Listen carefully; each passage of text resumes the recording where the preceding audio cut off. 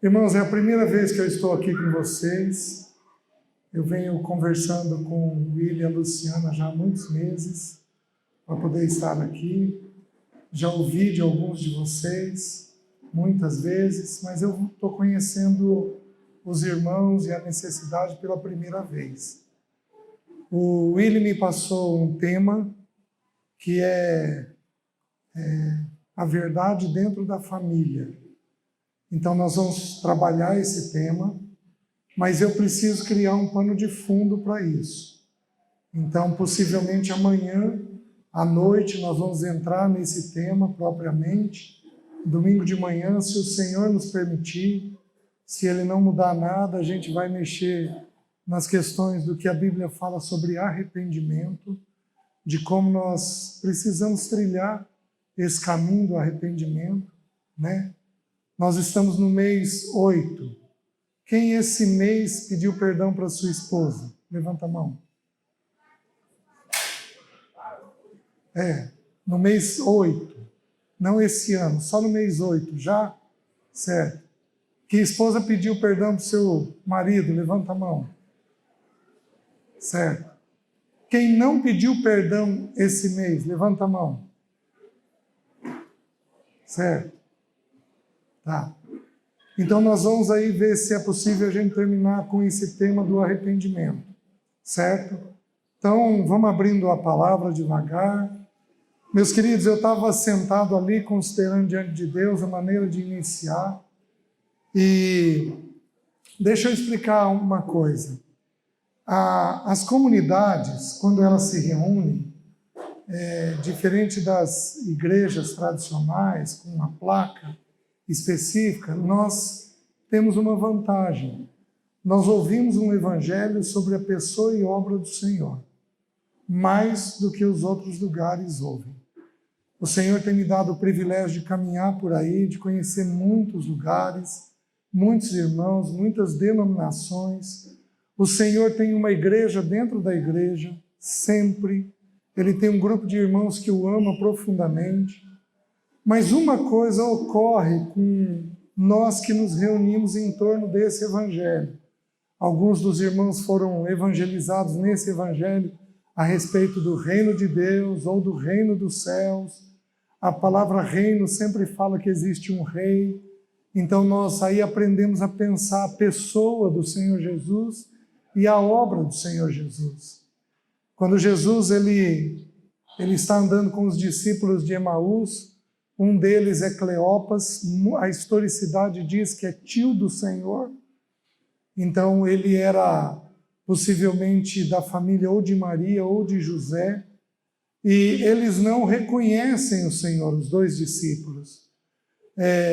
O Senhor, obviamente, que não estava com todas aquelas lesões que ele tinha na cruz, porque senão é óbvio que chamaria atenção, mas logo depois ele vai aparecer na casa dos discípulos, e ele pede para Tomé ver as mãos e os pés.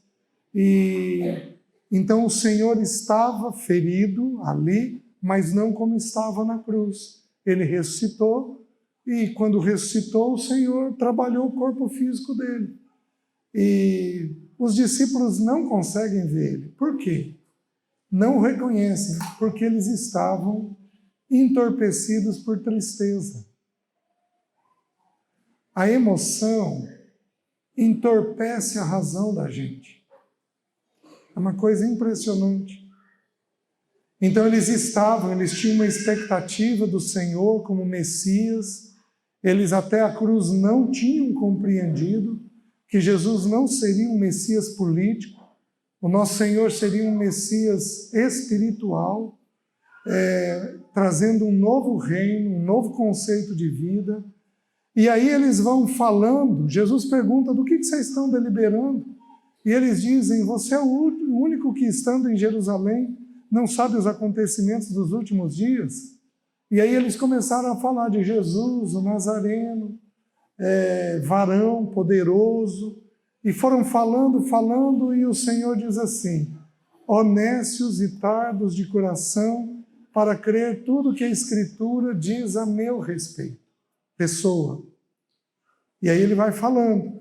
tudo que a lei, os profetas e os salmos dizem a respeito da pessoa dele. E à medida que o Senhor vai falando, o coração deles é aquecido, porque é isso que ocorre conosco quando a pessoa do Senhor é levantada. O nosso coração vai sendo aquecido, aquecido, e chega o fim do dia, o Senhor diz, é hora de eu partir, e eles o constrangem. Não. Porque reunião boa é desse jeito, a gente não quer que pare. Né? E aí eles dizem, fica conosco. E o Senhor pega o pão e parte o pão. Quando o Senhor parte o pão, ele fala da obra dele. Pessoa e obra. E aí então os olhos deles são abertos. E aí, quando eu penso nisso, eu penso que para nós que reunimos de uma forma diferente, nós deveríamos avançar com mais facilidade. Mas não avançamos. Porque a pessoa e obra do Senhor, ela é levantada para nós continuamente. Nas comunidades, nos é dito com muita clareza a porção de Coríntios. Decidi nada saber entre vós, senão Cristo e este crucificado. Então nós ouvimos a respeito da pessoa do Senhor muitas vezes. E o que ocorre conosco? Que o nosso crescimento não é um crescimento mais efetivo, mais rápido. Nós temos problemas nas nossas famílias. Nós não tratamos pecados básicos da nossa vida. O que ocorre, do meu ponto de vista, é a questão da alma nossa. Nós não entendemos de forma adequada as questões da alma. E assim como os discípulos, nós ficamos entorpecidos em determinadas emoções. E aí, não avançamos. O Evangelho não produz em nós tudo aquilo que poderia produzir. Então, o meu encargo com vocês nesse primeiro período, hoje à noite, muito possivelmente um período amanhã de manhã, é que eu gostaria de trabalhar com vocês os empecilhos que existem na nossa alma. Eu vou abrir com os irmãos Gênesis 1, 2 e 3. E eu quero mostrar para os irmãos porque todos os problemas nossos estão em Gênesis 1, 2 e 3. Você pode trazer para qualquer conselheiro que esteja aqui qualquer tipo de problema. Você pode trazer qualquer tipo de problema.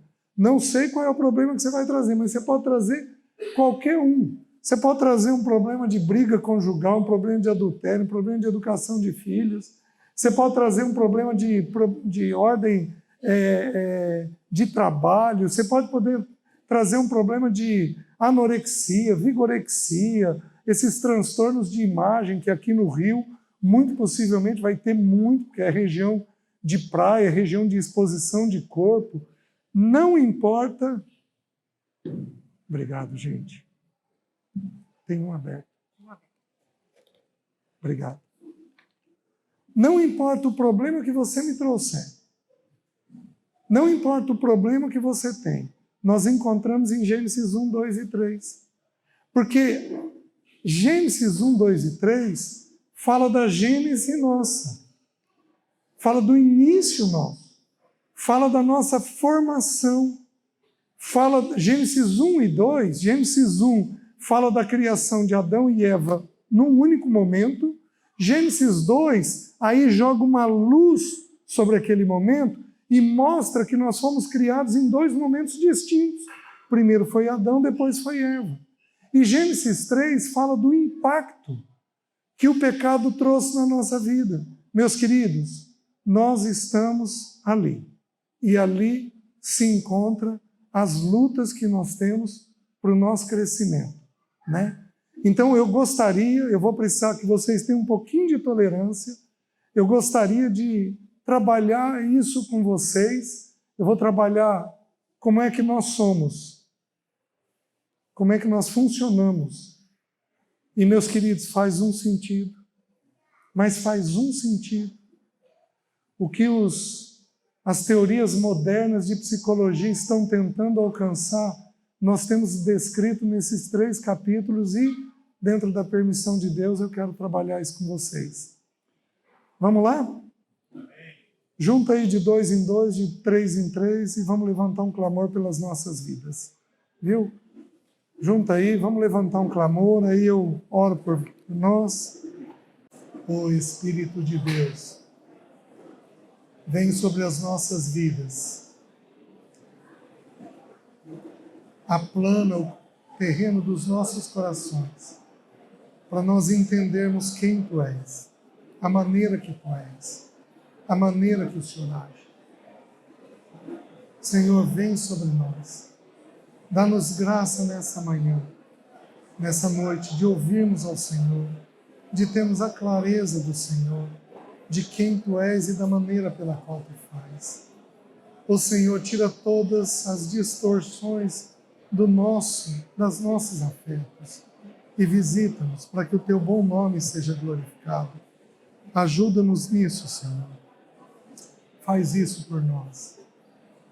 Senhor, em nome de Jesus, eu coloco cada um dos meus irmãos diante do Senhor. E eu peço em nome de Jesus que o Senhor prepare os nossos corações para recebermos a Tua palavra. Tira, Senhor, todos os impedimentos, tira toda a sujeira, tira todas as traves dos nossos olhos e, Senhor, limpa o terreno do nosso coração para que nós possamos ouvir a Tua voz agora à noite. Faz isso conosco. Eu oro, Senhor, em nome de Jesus. Amém, Senhor. Amém. Queridos, 1 Tessalonicenses 5:23 diz assim: E o mesmo Deus da paz vos santifique em tudo, e o vosso espírito, alma e corpo sejam conservados íntegros e irrepreensíveis até a vinda do Senhor. Em geral, os irmãos que pregam para nós pregam sobre a questão do espírito e sobre a questão do corpo, mas são poucos os irmãos que trabalham a questão da alma. Por exemplo, na questão do espírito, Efésios 2:1, Ele vos deu vida, estando vós mortos. O que estava morto em nós? O nosso espírito. Nós nascemos sem comunhão com Deus. E Deus precisa vir no novo nascimento e soprar vida em nós. A questão do corpo, Romanos 6, 7 e 8. Romanos 6 mostra a beleza da obra da cruz. Romanos 7 mostra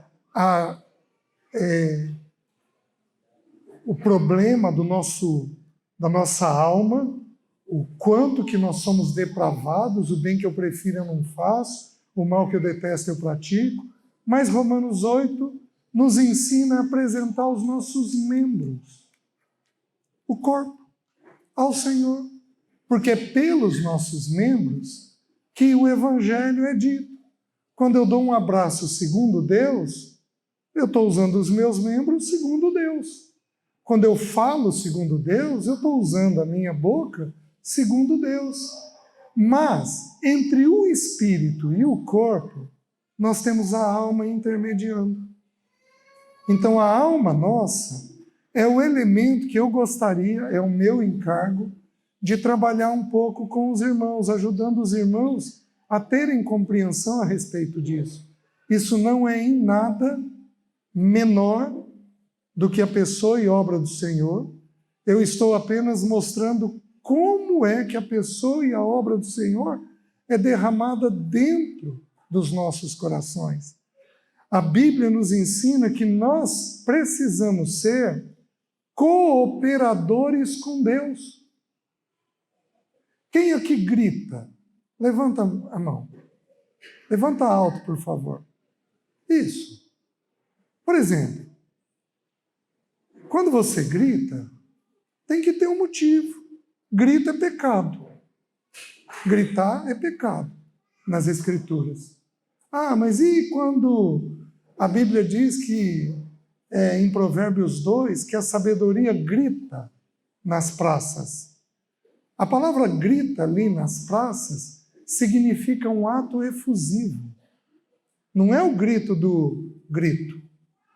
Sabe quando você está de forma efusiva, quando você ganhou alguma coisa impressionante e você quer que todo mundo saiba? A sabedoria faz isso. Ela quer dividir com os outros aquilo que ela é. Então, assim, você grita e você passa 20 anos formando um filho com grito. Aí você acha que o evangelho penetrou? É óbvio que não. Porque à medida que você grita, a pessoa fecha o ouvido. Ela fecha o ouvido para te ouvir. E aí, aquele evangelho tão suado, tão difícil, de joelho no chão, que você desejou, ele não tem efetividade. E por que você grita? Porque a tua alma é descontrolada naquilo. Você não foi visitada naquilo. Quem aqui tem medo? Levanta a mão. Levanta alto. Pois é. Uma parte dos que gritam, gritam por causa de medo. Você sabia? Uma parte dos irmãos que gritam, gritam porque tem medo. Teu filho de 5 anos escapa da tua mão numa calçada. Você tem medo dele ser atropelado. O que você faz? Você grita. Agora, quem governa o fio de cabelo do teu filho? O teu filho vai ser atropelado sem a permissão de Deus? Não. Eu não estou dizendo que não é uma situação perigosa. Eu estou dizendo que o grito é desnecessário. Então, a alma nossa, em função de distorções que ela tem, ela não consegue cooperar com o Senhor. A Bíblia diz em 1 Coríntios que do Senhor nós somos cooperadores, na obra externa, mas também na obra interna. Nós precisamos permitir que a Trindade faça o papel dentro de nós. Meus queridos, nós temos uma Trindade que é perfeita no que concerne às nossas necessidades. Nós temos um Pai perfeito. Perfeito. Ele fala, ele comunica. Até no silêncio ele fala conosco. Basta ver o Salmo 19. A primeira menção do pai com o filho é: este é meu filho amado em quem tenho todo o meu prazer. A voz do pai diz isso para nós constantemente. Ele é um pai perfeito. Jesus tem uma obra que é tão grande salvação, de acordo com o livro de Hebreus. Ele desce a nós com graça. E alguns de nós, é o meu caso, fomos tão estragados pelo pecado, mas tão estragados pelo pecado, que ele desce a nós com graça e mais graça. Graça sobre graça. Porque parece que alguns de nós a graça não basta. Se é que eu posso dizer isso. E aí ele vem com graça sobre graça. Porque o processo de recuperar um pecador não é um processo simples. Nós fomos tirados de um tremedal de lama. O que o nosso Senhor Jesus fez? Vai lá no tremedal e puxa a gente de um tremedal de lama. Ele tem que ouvir uma piada suja. Ele tem que ver o nosso celular aberto em coisas que não devíamos. Ele tem que suportar um pensamento indevido na nossa cabeça para nos resgatar. Porque ele é um grande Salvador. O Espírito Santo de Deus desceu no livro de Atos em forma de vento. Hoje alguém lá na casa do Willy e da Luciana falou: gente, que vento delicioso. Porque o vento tem essa finalidade de refrescar, de mostrar que a condução é dele, mas ele vem também em forma de fogo. Por quê? Porque nós temos necessidade de purificação, de consolo. A Trindade, ela promove tudo aquilo que a gente necessita. Meus queridos, como não cooperar com a Trindade? Como não responder bem à Trindade? Então eu vou dizer, alguns de nós somos teimosos. Quem aqui os pais falaram que era teimoso? Levanta a mão. Levanta alto. Opa! Rio de Janeiro. Quem descobriu depois de anos que é teimoso? Quem descobriu que os pais estavam errados e você não é teimoso, apesar dos pais terem falado? Olha lá, tem um ou outro. Meus queridos, alguns de nós somos teimosos, mas a grande maioria de nós desconhece o nosso funcionamento. E por desconhecer, não coopera de forma adequada com o Senhor. Somos um povo que temos condições de viver uma vida leve, de paz, de profunda graça, de amor uns aos outros. Temos condições disso. A questão é nos conhecer. O que é a alma da gente? Alguns de nós não gostamos da palavra psicologia. Mas a palavra psique é uma palavra bíblica. Ela está na Bíblia. Para nós, a palavra vida é traduzida apenas por vida. Mas no original hebraico nós temos 3 palavras para vida. Bios, de onde vem a palavra biologia, que é o estudo da natureza, das plantas. Zoe, que é a vida de Deus, que é a vida que Deus derrama para nós. Nós recebemos a Zoe de Deus no novo nascimento. E tem a psique, que é uma palavra que aparece muito nas Escrituras. Então a psique significa, psicologia significa o estudo da alma. Psique significa alma. Então é aquilo que você é por dentro. Então quem é o Renan? Renan, estou certo. Quem é o Renan? O Renan é o que ele pensa, o que ele sente e o que ele faz. Então a alma nossa é o pensamento, a emoção e a vontade. Vocês têm ouvido isso o tempo todo. Mas eu vou colocar isso agora pessoalmente para vocês.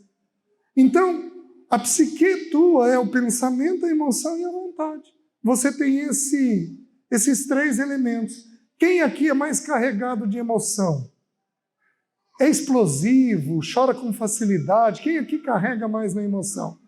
Esses irmãos vão tomar decisão baseado na emoção. E aí é perigoso. Eu já fui muito emocional, muito. Nossa, eu saí de evento missionário na certeza que era para eu dar o carro. 2 dias depois eu orei e desapareceu. Eu sou muito generoso, já dei muita coisa. Mas eu fui muito emotivo, muito emotivo. E aí era governado pela emoção. E emoção, ela é instável. Porque tem dia que a gente acorda amando e tem dia que a gente quer, digamos assim, não quer ver o parceiro. Todos nós vamos ter lutas lá dentro. A emoção ela é muito instável. Quem aqui é muito racional? Levanta a mão. Então, esses irmãos são objetivos. E graças a Deus por isso. O problema é que se você for demais, você não ama do jeito adequado.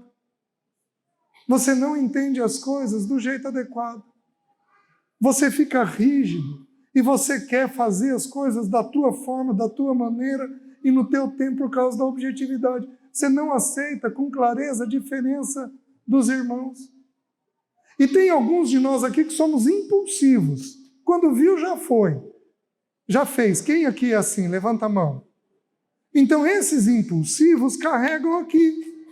Então, você pode nascer com um problema aqui, você pode nascer com distorções aqui, e você pode nascer com distorções aqui. Algumas poucas vezes, nós temos pessoas que pensam muito, sentem muito e são precipitadas.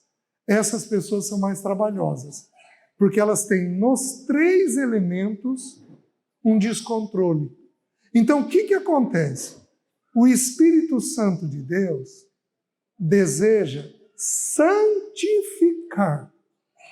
o pensamento, santificar a emoção e santificar a vontade. E o mesmo Deus da paz vos santifique em tudo, e o vosso espírito, alma e corpo sejam conservados íntegros e irrepreensíveis até a vinda do Senhor. Aqui entra a beleza de Provérbios 22:6. Provérbios 22:6 é um texto sobre educação de filhos. Diz assim: ensina a criança no caminho que deve andar, e ainda quando for velho não vai se desviar. Então, eu preguei, e alguns dos irmãos pregaram, ensina o caminho. Quem é o caminho? Cristo. E ainda quando for velho não vai se desviar. Meus irmãos, se a interpretação do texto fosse essa, bons pais não tinham filhos desviados. E nós temos bons pais com filhos desviados. Basta ver o pai do pródigo, que era um bom pai, e o filho deixou. Então, qual é o ensino? Olha como a Bíblia ensina a mesma coisa. Qual é o ensino do versículo? O versículo, o Swindoll diz isso, eu acho que no livro Família Forte, do Charles Swindoll. Ele é um especialista em hebraico. E ele diz o seguinte: essa palavra ensina é tirada de um original que significa palato, céu da boca. O céu da boca. E essa palavra era usada em 2 contextos na cultura hebraica. Qual contexto? O primeiro, era usado para colocar um freio na boca do cavalo. Eu venho de uma zona rural.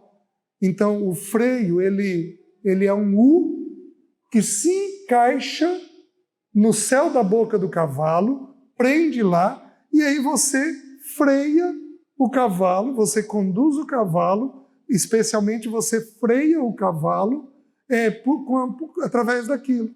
Então, o que o texto está ensinando? Tem crianças que vão nascer com inclinações ruins, porque os nossos filhos são pecadores. Eles vão nascer com inclinações ruins. O que é para a gente fazer? Frear. E ainda quando for velho, não vai se desviar disso que você ensinou. Você está entendendo? Então, olha os pais formando a alma do filho. O pensamento, a emoção e a vontade. Então, o teu filho vem lá com um pensamento distorcido, com uma emoção distorcida. O que você precisa fazer? Frear esses impulsos errados que ele tem. Então, esse é o ensino. Mas não é só esse o ensino. Quem mais usava? Qual é o segundo sentido desse versículo? O segundo sentido, ele era usado pelas parteiras. Então, as parteiras pegavam uma criança e a criança, algumas crianças não tinham força no músculo para sugar o seio da mãe. O que a parteira fazia? Ia lá na borra do vinho, metia o dedo na borra do vinho, que é vinagre, pegava e passava no palato, no céu da boca. O que a criança fazia?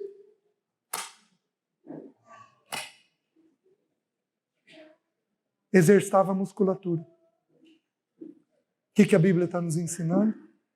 Quando o nosso filho tem alguma coisa, que não tem alguma coisa que é importante, o que nós temos que fazer? Induzir aquele comportamento. E ainda quando for velho, dele não vai se desviar. Meus queridos, nós nascemos de novo. Nós somos como uma criança. O que o bendito Espírito Santo de Deus vai fazer? Vai frear inclinações e vai induzir atitudes.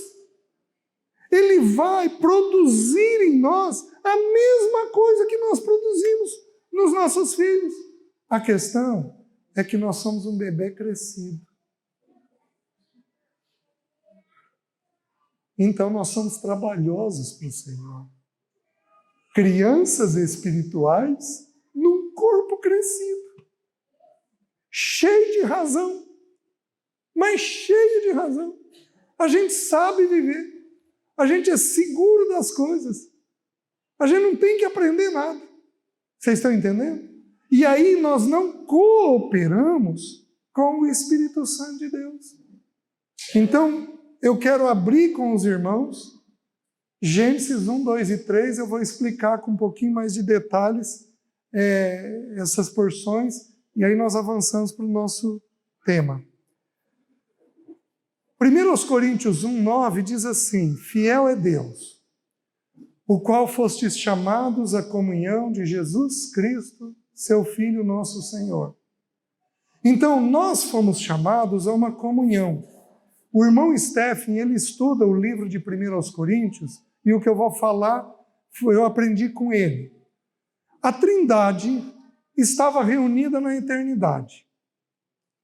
E a Trindade deliberou, Deus é tão amoroso, Ele é tão outro-centrado, Ele não é ensimesmado em si mesmo, Ele é tão outro-centrado, que a Trindade deliberou colocar um quarto elemento na comunhão. Era o Pai, o Filho e o Espírito, num prazer pleno, eterno, numa completação. Mas o Pai propôs ao Filho e ao Espírito colocar um quarto elemento naquela comunhão. Lembra que a fonte do amor é o Pai. Não que Jesus não seja ou o Espírito não seja, é óbvio que são. Mas eles têm tarefas específicas. A fonte do amor, Deus, é amor. Então, o Pai delibera num ato de amor. Gente, vamos pôr um elemento a mais nisso daqui? Isso é bom demais para ficar só entre a gente. Vamos colocar um quarto elemento? E eles decidem criar o ser humano. Criar Adão e Eva. Então, presta atenção. A essência nossa é que nós fomos criados para participar de um relacionamento.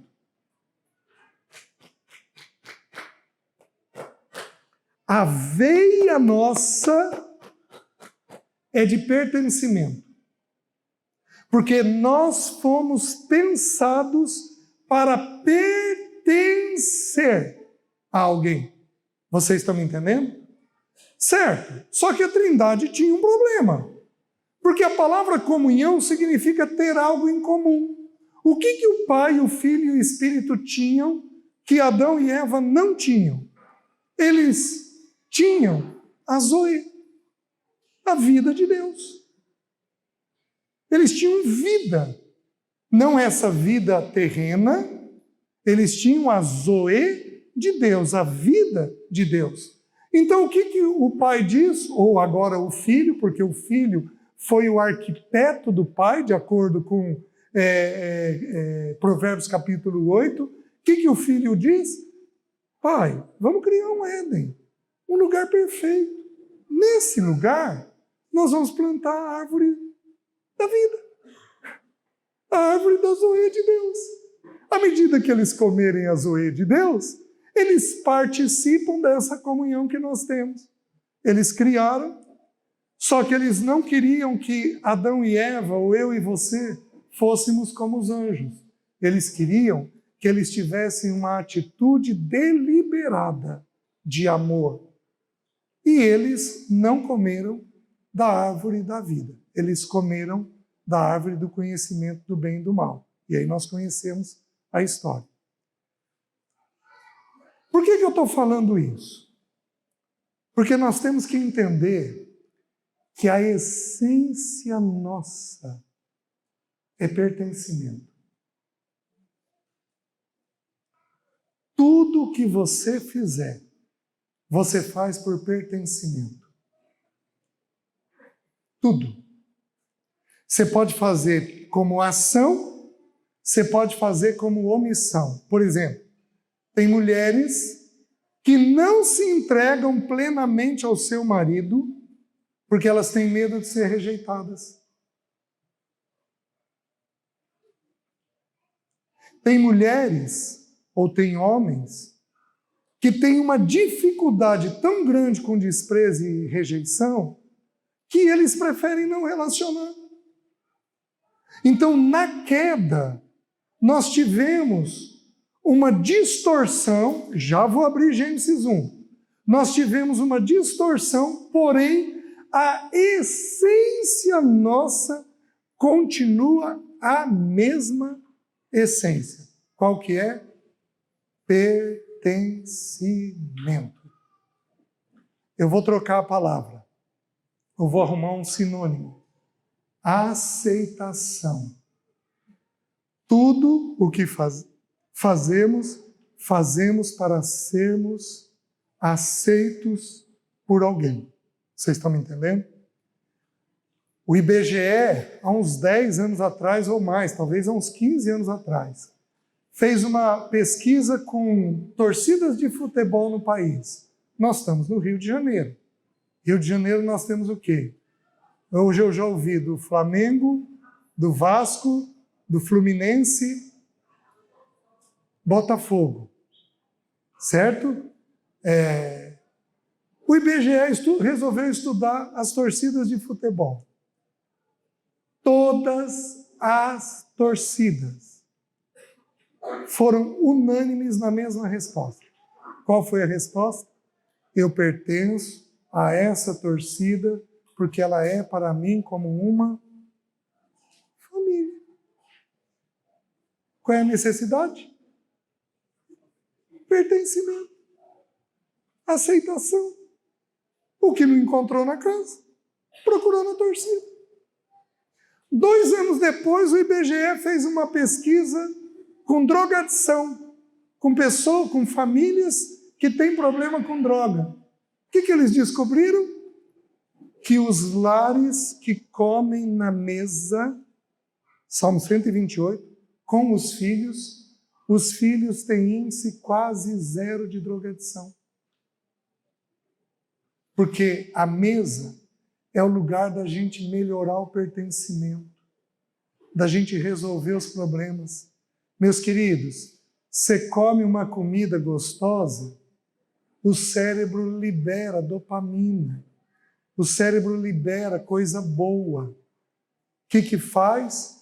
Quando a pessoa está comendo e está tendo uma sensação boa, ela está pronta para ouvir as coisas. Por isso, mulher, deixa eu te explicar uma coisa. Deus não tem intenção de te colocar em forno e tanque. Mas Deus tem intenção de te colocar com comida. Porque o filho precisa ouvir coisas boas. E a melhor hora que tem de ouvir é quando ele está bem alimentado. Se for homem, então, filho homem, mais ainda. Porque filho homem, de uma forma geral, não ouve quando está com fome. Se você alimentar, ele abre o ouvido para ouvir. O que a Bíblia diz? A fé vem pelo... Olha que bobagem. Mas uma bobagem que funciona, que as Escrituras ensinam. Vocês estão entendendo? Então, eu e você temos necessidade de pertencermos. Não é à toa que o nosso Senhor foi homem de dores. Por que ele foi homem de dores? Isaías 53:3. O que diz lá? Era desprezado, o mais rejeitado, homem de dores, experimentado no sofrimento. Por que ele foi homem de dores? Porque ele precisa nos ensinar a lidarmos com a rejeição. Porque senão, a gente não é resolvido no tema pertencimento. Está fazendo sentido? Então nós temos que entender que tudo que você fizer, você vai fazer por esse tema. Agora, você quer ver a maravilha das Escrituras? O ser humano, então, em Gênesis 1, ele tem a necessidade do pertencimento. Gênesis 2 é criado a nossa estrutura. Gênesis 3, nós fugimos. Gênesis 6, O versículo vira e diz assim: Noé, porém, achou graça diante de Deus. O que é a palavra graça? Aceitação. Porque o pecado não estraga o propósito de Deus. O pecado não estraga o propósito de Deus. Ele nos criou para pertencer. Ele move céus e terra para que todos aqueles que são deles entendam que nós pertencemos a alguém. Por isso, meus queridos, a Bíblia ensina que quando você se vê como filho, você é totalmente livre. Porque quando você se vê como filho, o que ocorre com você? Você sabe que não importa a situação, o teu Pai Celeste, o Todo-Poderoso, aquele que move céus e terra, aquele que chama cada estrela pelo seu nome, esse vem em tua visitação. Que medo você vai ter? Que angústia você vai ter? Não vai ter nenhuma, porque tudo é encontrado nele. Então, ele veio a nós com aceitação, nos dando aquilo que nós tanto necessitávamos. Os irmãos entendem? Gênesis 1, abra lá, por favor.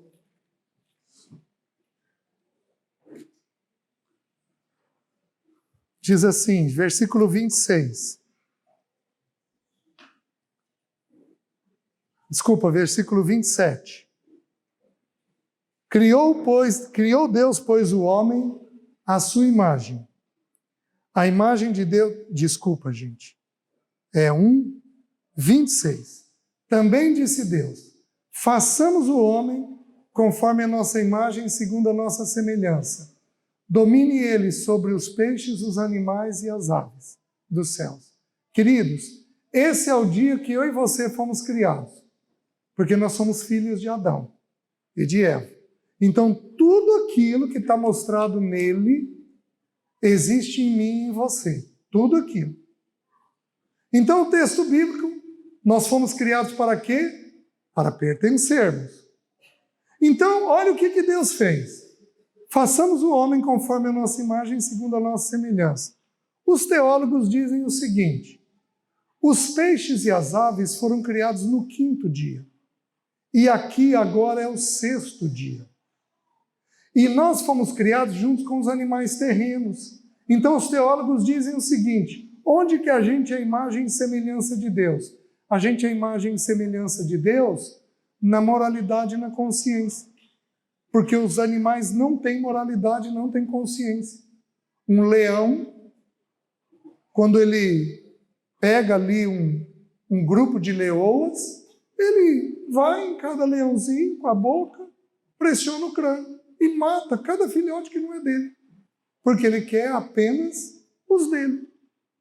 Ele não tem moralidade, ele não tem consciência. O ser humano adota. Não é meu, mas vai ser como meu. Os teólogos estão certos? Certíssimos. Porém, eu vou lançar luz sobre os irmãos, sobre o texto bíblico, que para mim faz muito sentido. Quando eu entendi isso daqui, minha primeira providência foi pedir perdão para minha casa. O texto bíblico diz assim: onde a gente é a imagem e semelhança de Deus? O texto bíblico responde, porque ele diz assim: façamos. Está no plural. Quantos que estão fazendo? Pai, Filho e Espírito. Então presta atenção. Eu vou sair um pouco... Não, vou ficar aqui. Presta atenção.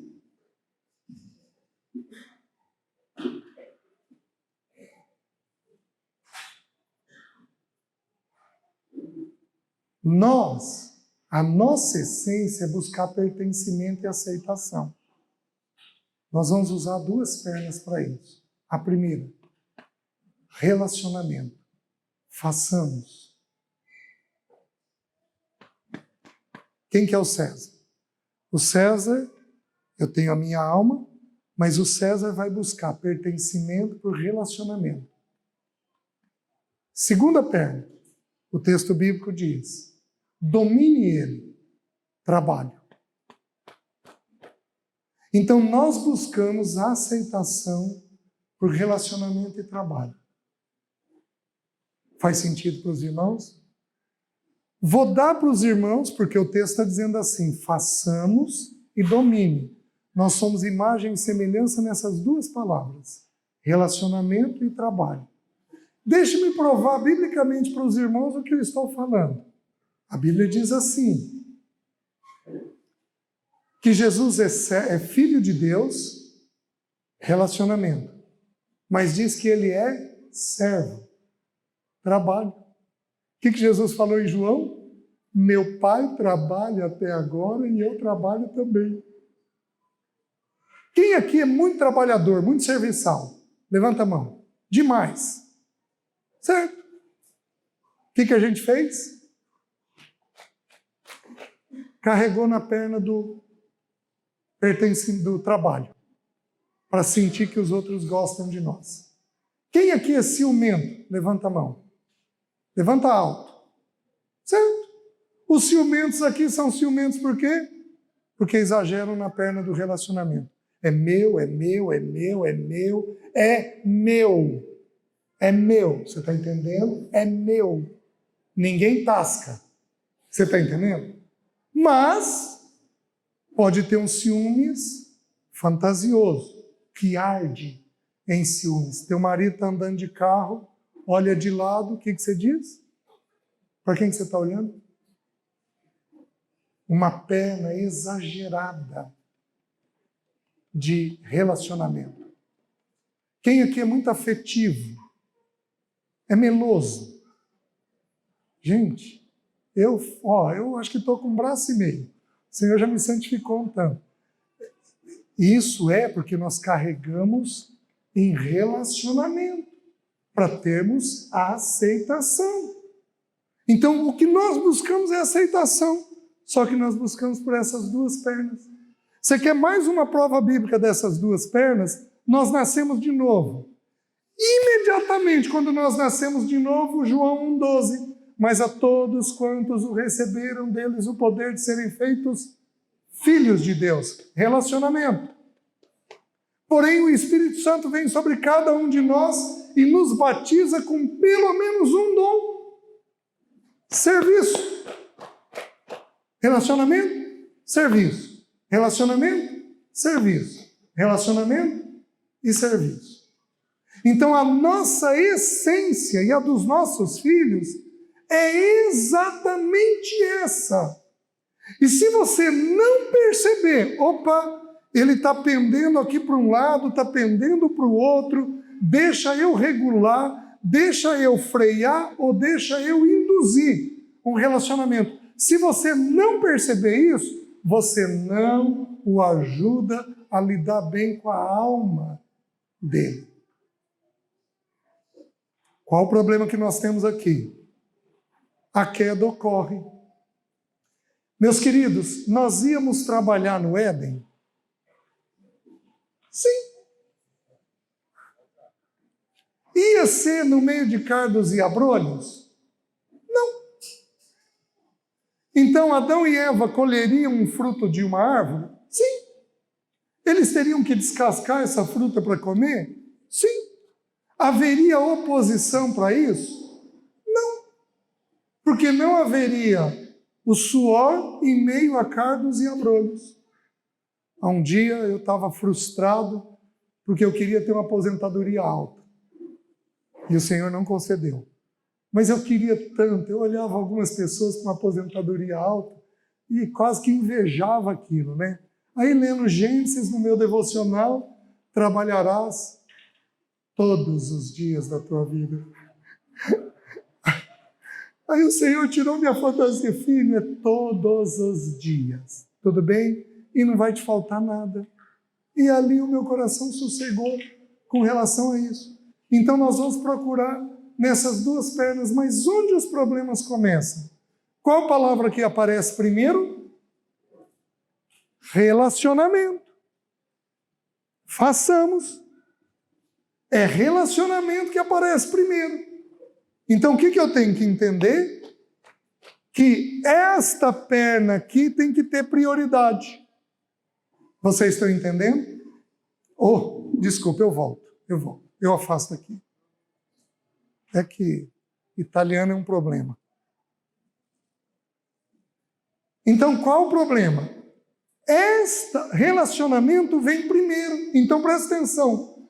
Todo o trabalho que nós fazemos deveria visar o quê? Relacionamento.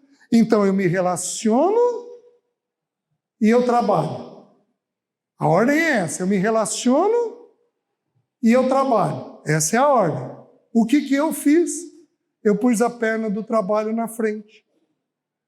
Então, eu andava de que jeito diante de Deus? Trabalho e me relaciono. Trabalho e me relaciono. Trabalho e me relaciono. Então, eu colocava tanta necessidade no trabalho que virava o trabalho pelo trabalho. O trabalho, ele é santo e adequado quando ele visa as pessoas. Se ele for trabalho por trabalho apenas, nós caímos no vazio de Eclesiastes. Vaidade de vaidade. Tudo é vaidade. Salomão, estudei e descobri que o fim disso é o quê? Tristeza. Vocês estão entendendo? Por quê? Porque ele não tinha o relacionamento adequado. Meus queridos, sem medo de errar. Ele tinha 300 mulheres e 700 concubinas. Dá para relacionar de um jeito adequado? Dá para desenvolver? Claro que não. A rainha de Sabá ficou surpresa com o uniforme dos atendentes da casa dele. Salomão, eu duvido que ele não tivesse metido a colher nesse tema. Ele fazia desde o uniforme até açude, porque Israel é uma terra sem água. Meus queridos, vira uma coisa impressionante. Quem aqui é muito ligado a projeto? Levanta a mão. Cabeça pensa um projeto atrás do outro. Trabalho. Quem aqui é agitado? Fisicamente agitado, levanta a mão. Trabalho. Hoje você não vai me ver assim, mas há muitos anos atrás, eu estaria sentado aí ouvindo um irmão e minha perna não pararia de mexer. Não ia parar. Por quê? Porque eu era inquieto.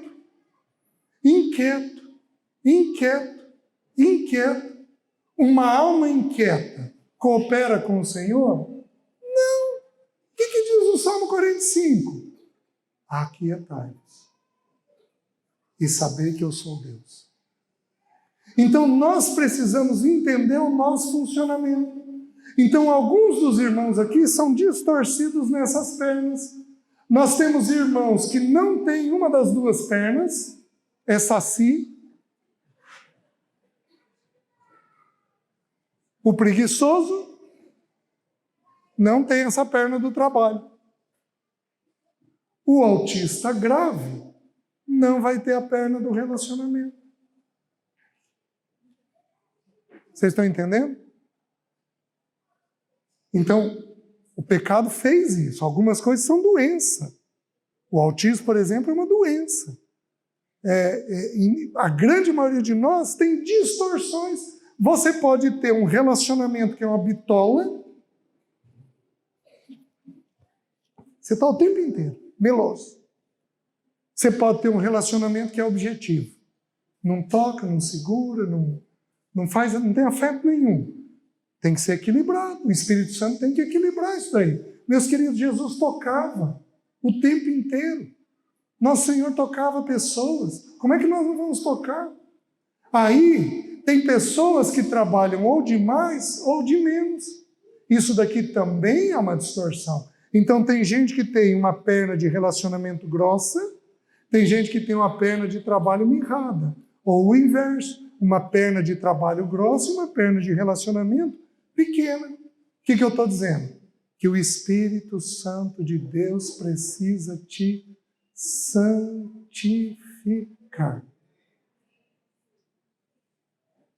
Porque senão você não equilibra seus filhos. E os nossos filhos nascem com tendências erradas nessas duas pernas. E nós vamos precisar santificá-los enquanto são pequenos, para que eles cooperem com o Espírito Santo de Deus. Está dando para entender? Só que não para aí. Nós chegamos em Gênesis 2.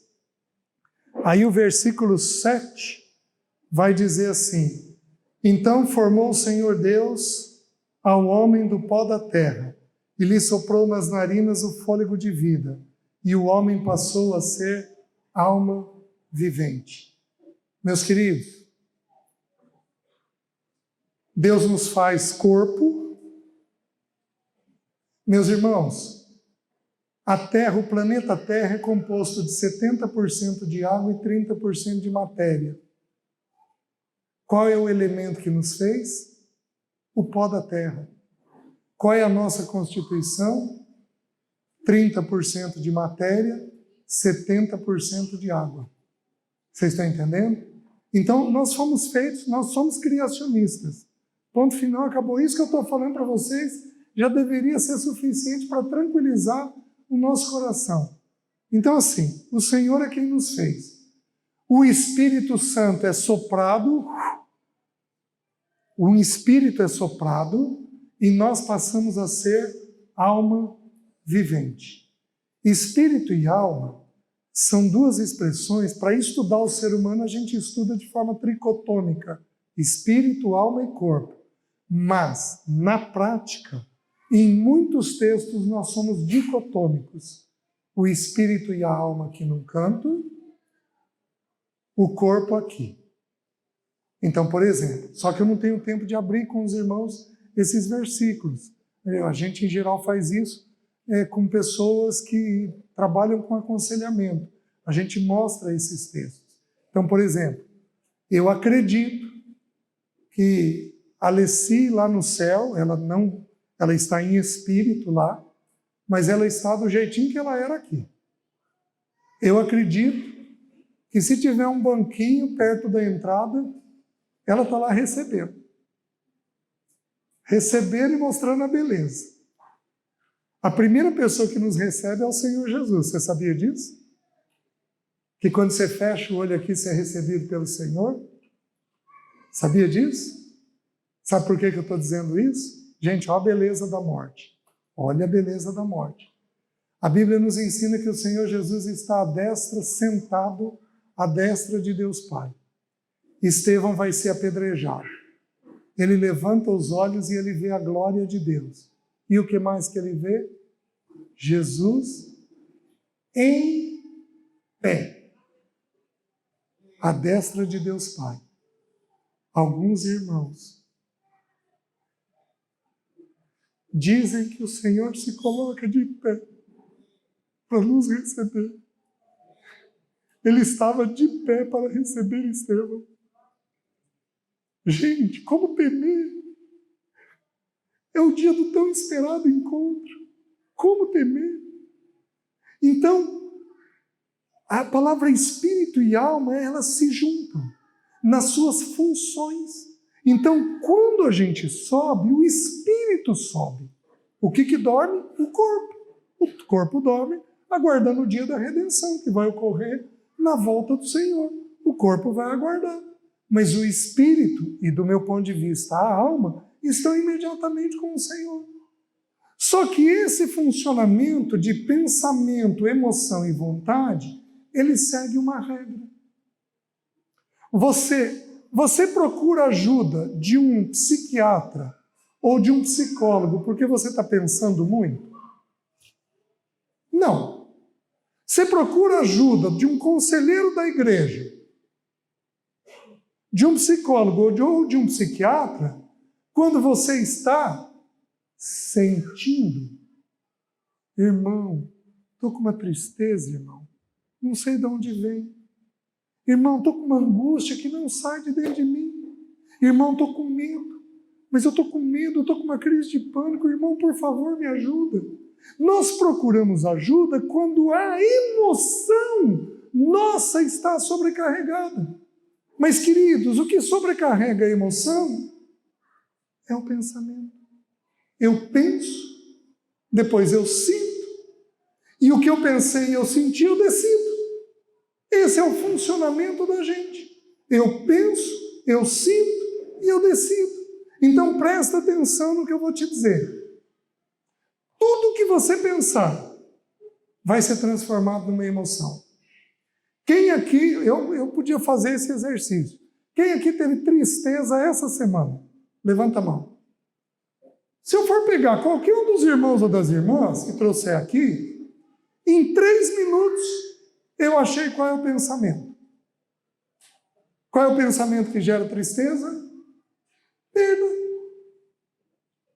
Pensou em perda? Vai ter tristeza.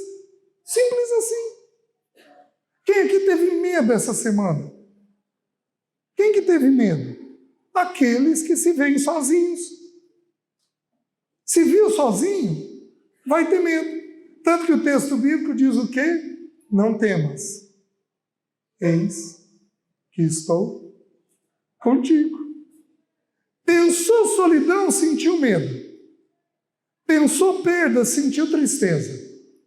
Pensou tragédia imediata, sentiu angústia. Então, toda emoção nossa, pensou não aceitação, irritou. Pensou insatisfação, irrita. Toda emoção nossa deriva de um pensamento. Só anote aí. João 16:5, para provar o que eu estou dizendo para os irmãos. Nós temos outros textos, mas eu vou dar esse que é claro. Lá Jesus está falando da morte dele. Aí ele diz assim: por que vos tenho dito estas coisas? A tristeza encheu o vosso coração. O que ele falou? Ele falou de perda. O que aconteceu na emoção? Ficou triste. Porque vos tenho dito estas coisas, eu vou morrer, a tristeza encheu o vosso coração. E meus queridos, uma pessoa triste é uma pessoa que não tem percepção do Senhor. Vocês estão me entendendo? Lembra dos discípulos de Emaús que eu falei no início? Ficou triste por muito tempo. Você não tem percepção do Senhor. Por isso que Paulo, no final da vida, ele diz assim: e para que eu não tivesse tristeza sobre tristeza. Então ele mostra, eu tive o risco de ter uma tristeza e uma segunda tristeza. Eu tenho um grupo de estudo de irmãos que trabalham com aconselhamento. Eu trouxe até para, se eu tiver tempo, dar uma olhadinha. Eu estou estudando agora a palavra desânimo, que do meu ponto de vista é a palavra que traduz depressão na Bíblia. Então eu estou indo atrás agora para compreender o que essa palavra significa para nós. Então, você pensou, você sentiu. Simples assim. Então, como nós somos carregados de emoção, o que nós temos que investigar? O pensamento. O problema, meus queridos, é que a grande maioria de nós pensa e não percebe. Por isso que a Bíblia diz que Satanás lança dardos inflamados. Porque ele quer manter a mente ocupada, porque mantendo a mente ocupada ele carrega na emoção e aí a gente se abate. Então nós temos que entender esse funcionamento nosso. Se a gente não compreender, nós não cooperamos. Vou te dar um exemplo. Quem aqui tem medo de finanças no futuro? Levanta a mão. Pronto. O que o diabo faz? Coloca um vizinho teu. A empresa do meu marido quebrou. Nós vamos passar agora tanta necessidade. Satanás jogando um dardo inflamado na tua cabeça. porque sabe que aquilo é uma fraqueza tua. E se você não entender que Satanás se utiliza do pensamento para nos escravizar, você não vive a vida de um jeito adequado. Está fazendo sentido para os irmãos? Todos nós temos isso aqui. Temos emoções descontroladas, temos áreas da nossa vida que ainda não estão consagradas, que ainda não estão santificadas. E se você não entender isso, você não coopera com o Senhor.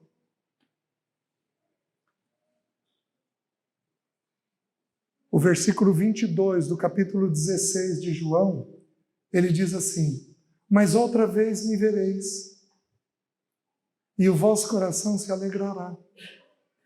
Por que que eles iam ter alegria? Porque eles iam estar novamente na presença do Senhor. Então, pensamento produzindo emoção. Vocês querem ver? Prestem atenção. Emoção limita. Quem aqui, este ano, teve aí, durante umas 2 semanas, medo? Levanta a mão. Medo. Levanta alto. Olha lá. Pode abaixar. Quem aqui teve irritação esse ano? Levanta a mão. Olha lá. Irritação domina. Quem aqui teve angústia esse ano? Uau! Olha lá. Angústia. Quem aqui teve desânimo esse ano? Quem aqui teve... Alguns podem abaixar a mão já, viu, gente? Quem aqui teve tristeza esse ano? Levanta a mão. Meus queridos, quantos aqui foram dominados por essas emoções que eu citei por mais de 1 mês? Levanta a mão. Olha lá, gente. Gente, o Espírito Santo tem que vir sobre nós. Não tem jeito.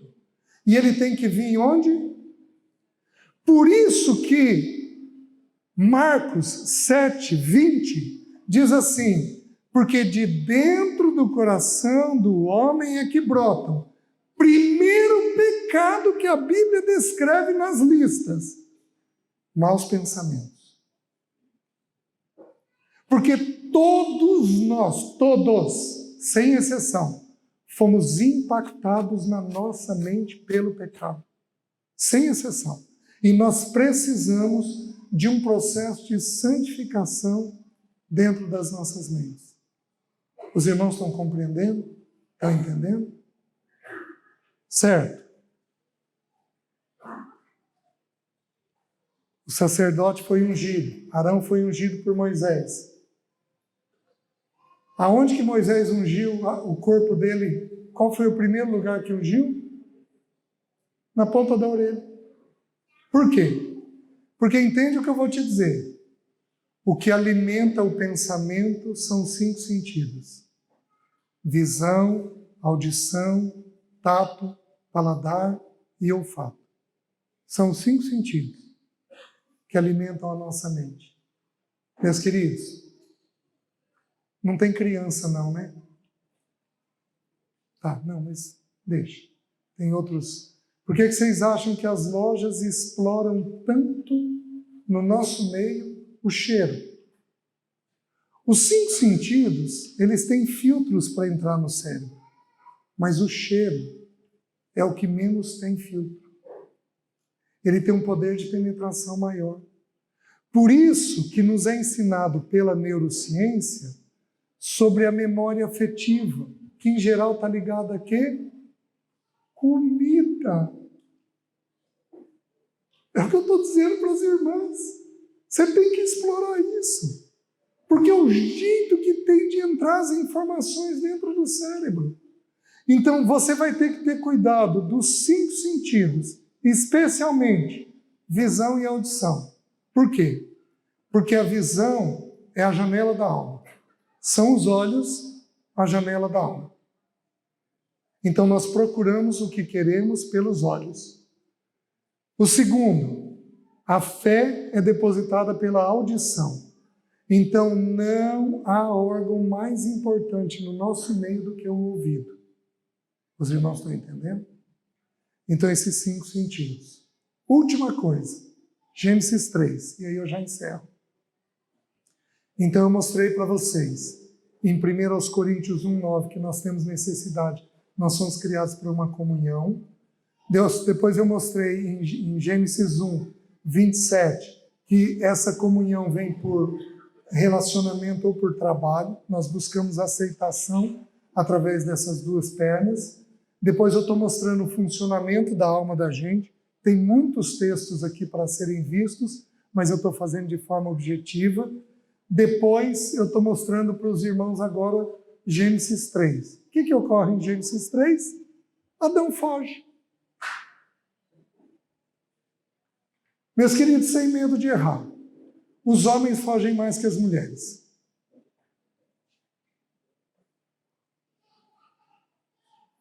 Eu tenho N exemplos para dar. Vou dar um bem simples. Nós temos um velório. Quem que está dentro da sala de velório, velando o morto? As irmãs. Os homens estão onde? Fazendo o quê? Contando piada. Sabe por que homem conta piada em velório? Porque o assunto lá dentro é muito sério. E homem não dá conta de assunto sério. Nós somos terríveis. Nós homens. Nós fugimos. Nós somos um Adão e um Jonas. Nós fugimos. Vamos fazer uma coisa? Para eu falar sobre isso com mais calma, vamos deixar para amanhã cedo. Porque aí eu vou para Jonas também, porque aí eu acho que nós vamos trabalhar um pouquinho os homens amanhã de manhã. Tá bom? Estão todos convocados. Viu? As irmãs orem, tá bom? E aí a gente trabalha um pouquinho mais essa questão nossa. Amém? Já tem quase 1h20 que eu estou falando. Se coloca de pé, deixa eu orar com você.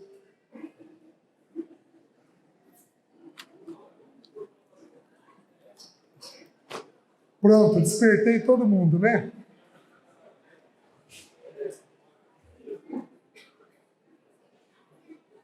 Abraça quem estiver perto aí de você, se for possível.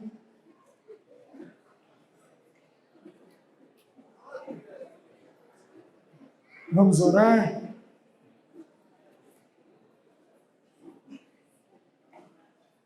Põe a mão na cabeça de quem está perto aí de você.